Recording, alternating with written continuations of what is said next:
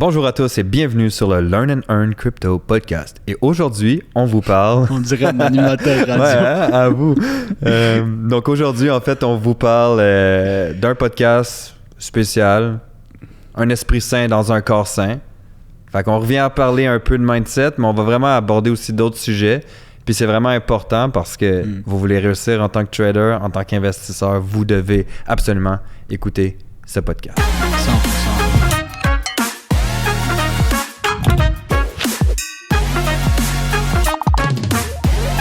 Super content d'être avec toi, JP, aujourd'hui. Comme toujours. Comme toujours. Et rappelez-vous, nous ne sommes pas conseillers financiers. Tout ce que vous voyez dans nos podcasts ne sont pas des conseils financiers. Vous devez faire vos propres décisions basées sur vos propres recherches. Le trading et l'investissement, ça veut dire c'est de risquer. Donc, risque, c'est potentiel gain, mais aussi potentiel perte, voire grande perte. Donc, toujours utiliser de l'argent que vous pouvez vous permettre de perdre. Les résultats passés ne garantissent pas les résultats futurs. Et puis voilà. Et aussi, vous allez réaliser qu'il y a beaucoup de faux comptes sur Instagram. Le seul vrai compte, c'est sam.leveq, jp.roussseau et Learn and Earn Crypto Podcast qui est le learnandearn.crypto.podcast. Ça, c'est des vrais comptes et on va jamais venir vous écrire de toute façon. Fait que faites attention au scam, on va pas venir vous écrire, vous demander de cliquer sur des liens, de vous donner de l'argent. Non. Donc faites attention aux faux comptes. Et JP, je te laisse enchaîner. Yes. Un intro qui est super importante parce que honnêtement, il y a beaucoup trop de faux comptes, des gens qui m'écrivent « Est-ce que c'est toi? Est-ce que c'est vous? » Non. Je regarde les messages, la personne parle en anglais, l'autre demande « Est-ce que tu parles français? D'où tu viens, Montréal? » Mais la personne fait juste répondre en anglais. Ouais. Puis de toute façon, si vous allez sur un faux compte puis vous regardez les photos, toutes les photos sont quasiment postées en même temps. Ouais.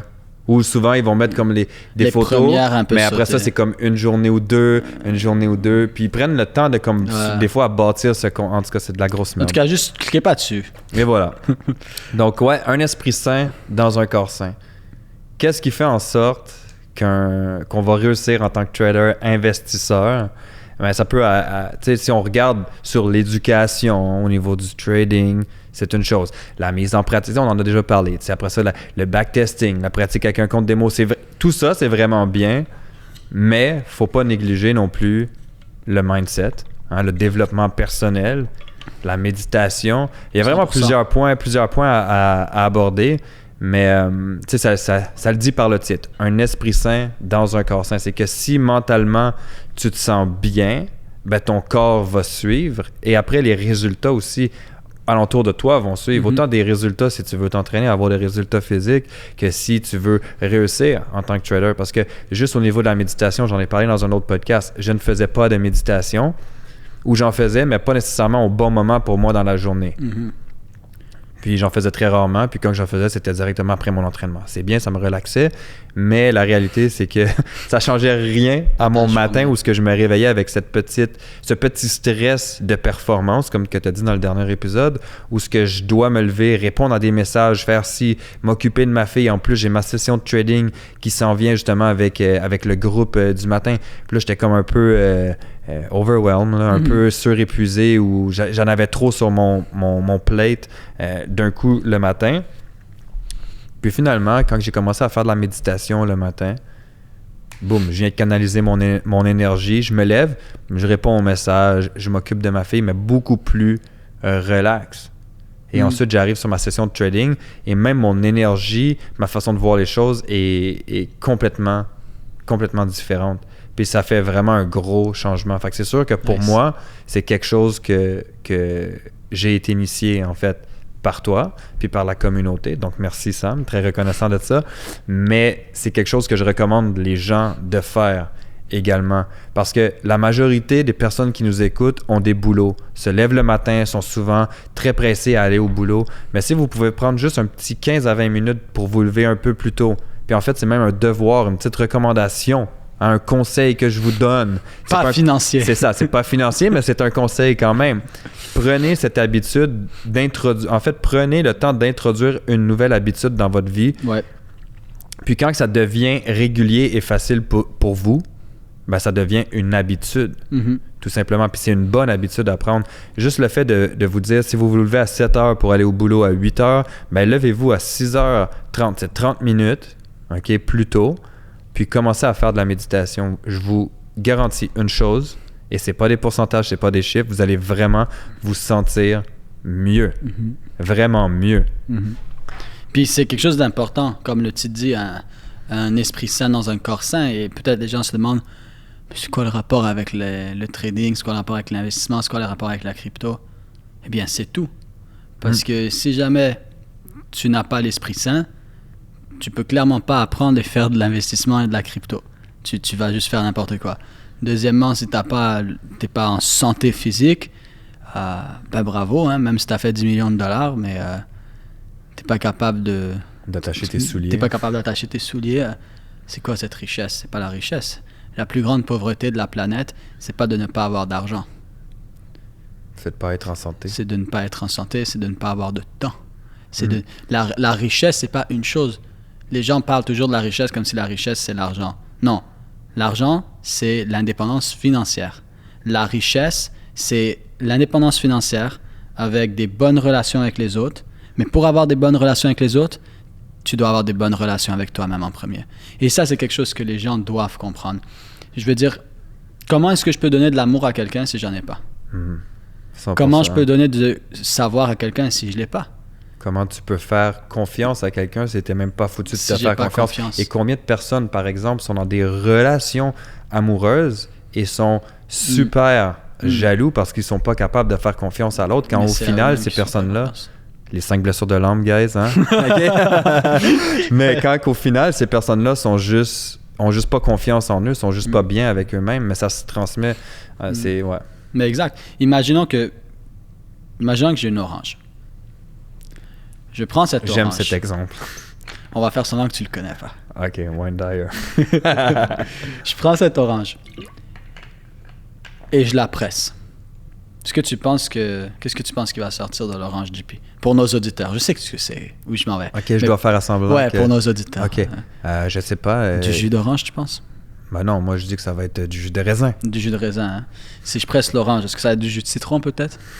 C'est sûr que non. C'est sûr que non. Tout le monde nous écoute présentement, ils se disent, mais oui, qu'est-ce qu'il raconte là? Si je presse l'orange, est-ce que tu penses que ça va être du jus de pomme? Non. Non. Si je presse l'orange, qu'est-ce qui va sortir? C'est du jus d'orange. Et quand on te presse, et ce qui sort, c'est de l'anxiété, du stress, de la peur, de la frustration, c'est parce que c'est ce qui est en toi. Et tu peux pas donner à quelqu'un d'autre autre chose que ce qui est en toi.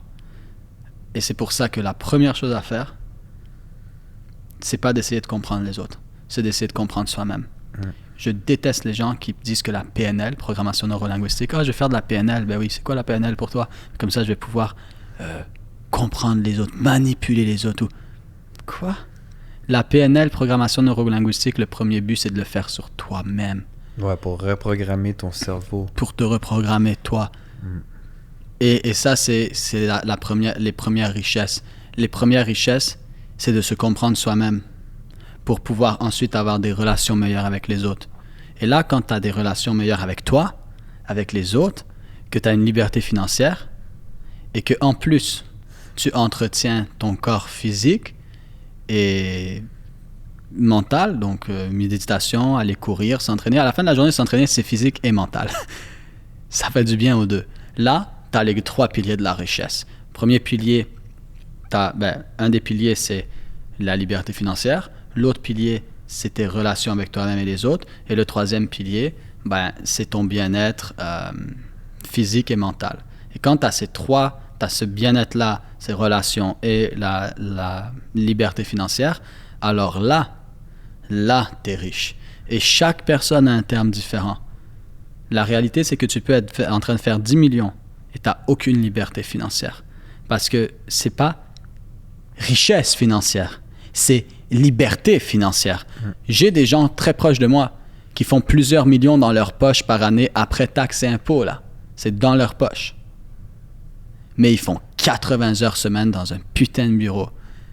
Attends. Ça, c'est pas liberté. Et en plus, je sais qu'ils écoutent les podcasts, mais je t'aime quand même. C'est pas liberté financière. Non. Là, t'as juste financière. T'as pas la liberté qui va avec. Alors, t'es pauvre. T'es pauvre parce que si t'es 80 heures dans un bureau, t'as clairement pas de temps presque pour toi, pour tes relations avec les autres, pour ton esprit et pour ta santé. Alors, tu as un des piliers, mais il manque les deux autres. Tu es absolument pauvre. Et ça, c'est un truc qu'à un moment, il faut comprendre aussi. La liberté financière, c'est une somme d'argent que tu génères, peu importe t'es où dans le monde, en faisant des choses que tu aimes. Que tu aimes. C'est tout ce qui compte. Si tu es capable de faire de l'argent, peu importe t'es où, et tu aimes ça, c'est bon. Mais viens pas me dire que tu aimes être 80 heures dans un bureau. C'est pas vrai, t'aimes l'argent qui vient avec. Pas être 80 heures dans le bureau. Oui, même si c'est ta passion, t'aimes pas ça. Parce que c'est pas vrai que t'aimes ça arriver le soir chez toi, puis ta femme dort déjà, puis tes enfants, tu les vois pas. Moi, ça m'est arrivé. Là. Moi, ça m'est arrivé là, quand j'avais mon gym, justement, puis que ma copine venait d'accoucher. Je passais des heures et des heures au gym. C'est la raison principale pourquoi que j'ai décidé de vendre mes parts. À vrai dire, j'avais déjà prévu commencer à travailler plus de la maison. Mais quand que mon partenaire était parti en voyage et que j'ai dû être au gym du matin jusqu'au soir, que je voyais pas ma fille et que ma copine était prise avec un bébé naissant à la maison, on dit souvent que j'étais un écœurantite aigu. Moi, j'avais une écœurantite grave sur le bord du burn-out. C'est ce qui m'a poussé à vouloir justement vendre mes parts pour juste passer plus de temps à la maison puis être plus libre, en fait. Exact. Tout simplement. Puis je pense que c'est pour ça que un esprit sain dans un corps sain, c'est la chose la plus importante. 100%. Parce que tu n'atteindras jamais la liberté financière. Je parle pas d'avoir des bonnes finances. La liberté financière, si tu n'es pas bien avec toi-même. Parce que comment tu veux trouver ce que tu veux si tu sais même pas qui tu es? Tu sais, là, on a parlé, en fait, de méditation. On a parlé de développement personnel. C'est le développement personnel, on l'a déjà dit dans d'autres épisodes. T'écoutes en podcast, t'écoutes de l'audio, en voiture, peu importe, t'es capable d'en faire du développement personnel. Méditation, ça te prend 15 minutes de plus le matin. Lève-toi 15 minutes plus tôt, fais de la méditation et tu vas avoir le temps.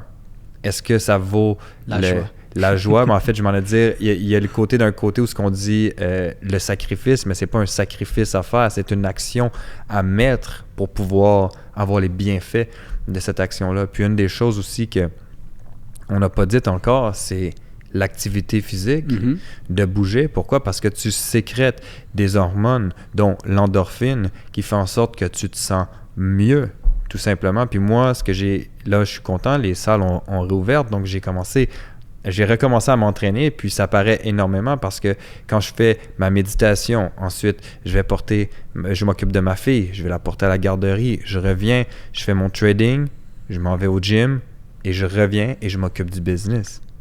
Ma journée, elle est bien structurée, mais quand je vais au gym ou que je suis en voiture, qu'est-ce que je fais? Du développement personnel, j'écoute de l'audio. Puis un des audios, justement, que je recommande, que je l'ai dit un peu plus tôt, c'est les 5 blessures de l'âme. OK? Pourquoi? Parce que vous allez clairement comprendre que vous êtes blessé et que l'être humain naît avec des blessures directement. Puis c'est vraiment pour vrai Spotify, les 5 blessures de l'âme, ou le titre exact, c'est les 5 blessures de l'âme qui empêchent d'être soi-même par Lise Bourbeau. Ouais. Disponible sur Audible et Spotify. Je viens de faire une pub comme ça. Mais pour vrai, c'est fort. C'est fort. Quand fort. tu m'en as parlé, je me suis dit, je dois absolument l'écouter. Et je l'ai écouté, puis c'est fou parce que tu es capable de te reconnaître et de reconnaître d'autres personnes, comment que les autres réagissent par rapport à certaines situations. C'est parce que les gens sont blessés. Mais ça, c'était vraiment un des points qui est sur le développement personnel. Mais l'activité physique, très, très, très important et très, très, très négligé également. Et l'alimentation, si tu te nourris de merde, non seulement tu risques d'avoir de l'air d'une merde, mais tu vas te sentir comme une merde. Puis ton expérience de trading va être de la merde. C'est 100% garanti. Conclusion, merde. Ouais. Non, mais c'est vrai parce que, par exemple, si tu manges du junk, ce sont des aliments qui sont très caloriques, mais vides en nutriments. Donc, c'est pas du bon carburant pour ton corps. Est-ce que tu vas mettre du carburant régulier dans une Ferrari? Tu mettras pas du carburant régulier dans une Ferrari. Tu vas mettre du suprême élite, je sais pas trop quoi, parce que tu veux ce qu'il y a de meilleur pour ta voiture. Ton corps, c'est ta voiture. Alors maintenant, Est-ce que vous êtes une Ferrari ou vous êtes une vieille Pontiac? Ou une vieille Lada. mais le point est que c'est important de bien manger parce que ce que vous mangez, c'est pas simplement de la nourriture, ce sont des nutriments. Ce sont des protéines, des glucides, des lipides, mais il y a aussi des micronutriments, vitamines, minéraux, oligo-éléments. Puis c'est ce qui va vraiment nourrir votre corps pour mieux performer. Puis je vais vous donner une astuce de quand j'étais entraîneur. Le meilleur déjeuner, c'est un déjeuner qui est riche en protéines et riche en gras. Riche en protéines et riche en gras. Pas de céréales, pas de gruyot. Okay? Vous pouvez vous limiter à une tasse de petits fruits, donc fraises, framboises, mûres, bleuets, mais avec un déjeuner qui est riche en protéines et riche en gras. Charles Poliquin, qui est un entraîneur de renommée mondiale qui aujourd'hui est décédé, disait que le meilleur déjeuner était un steak avec un œuf. Ben, lui disait un œuf ou pas d'œuf, mais de manger un steak pour déjeuner. Puis, ce qui est bon avec cette... je vais pas trop entrer dans le domaine de la nutrition, mais ce qui est bon avec ça, c'est que tu vas avoir une meilleure production de dopamine. La dopamine est un neurotransmetteur qui aide énormément à la concentration. Donc, non seulement c'est bon pour les résultats physiques, mais c'est bon aussi pour ton trading parce que tu vas être mieux concentré. En fait, c'est bon pour tout. Hein? Et voilà. Puis, je vais donner un dernier exemple en lien avec ça. C'est que souvent ici au Québec et partout dans le monde, on va diagnostiquer les enfants avec le TDA. OK? On diagnostique les enfants avec le TDA ou le trouble déficit d'attention hyperactif. Mais il y a des enfants qui le sont vraiment, puis tu as des enfants qui le sont causés par la nutrition, disons. Puis j'avais une cliente, OK? Puis ça c'est un fait véridique, j'avais une cliente qui était venue dans mon bureau dans le temps que j'étais entraîneur. Puis cette cliente-là, je lui avais expliqué le principe du déjeuner au niveau de ses objectifs d'entraînement physique, santé, au niveau du steak. Et elle dit, est-ce que je peux manger du filet mignon pour déjeuner? Je dis, tu peux manger du filet mignon pour déjeuner. Tu vas manger filet mignon pour déjeuner avec tant de grammes de noix, puis une demi-tasse de petits fruits. Donc, on avait bien fait le plan alimentaire pour elle. Elle dit, est-ce que mon garçon peut manger la même chose? Je lui dis, mais bien sûr. Puis elle revient 1 mois et demi plus tard dans mon bureau. Puis elle me dit, c'est quoi les bienfaits exacts? Puis je lui explique au niveau de la dopamine puis au niveau de la concentration. Puis qu'est-ce qui est merveilleux dans tout ça, c'est que son garçon était diagnostiqué TDAH et il prenait de la médication, mais la médication ne faisait pas un effet optimal en classe. Ouais. Et la professeure lui a demandé, qu'est-ce que tu as fait de différent avec ton garçon? Parce que il est mieux, il est plus calme, il est plus concentré. Là, je dis pas que ça peut enlever la médication. Il était encore médicamenté, mais sa situation avait changé. Pourquoi? Parce que c'est des bienfaits au-delà de juste quelque chose que tu mets dans ton corps, un aliment, puis c'est ça. Donc ça, c'était le petit point que je voulais donner sur la nutrition. Si vous vous alimentez bien, vous mettez du suprême élite, je sais pas trop quoi dans votre corps parce que c'est une Ferrari, mais vous allez mieux performer. En gros, la nutrition, c'est la médecine de la santé et non pas la médecine des maladies. Mais nous n'allons pas rentrer dans ce sujet. Non, c'est ça. Ça, c'est vraiment un autre sujet, puis on n'est pas un podcast de nutrition. Non, exact. Mais c'est un point important. Learn and Earn Nutrition Podcast. Ouais, c'est ça. Mais c'était un super sujet. Merci beaucoup pour ton partage, JP. Ça fait plaisir. Puis on se voit sur le prochain. Yes. Let's go.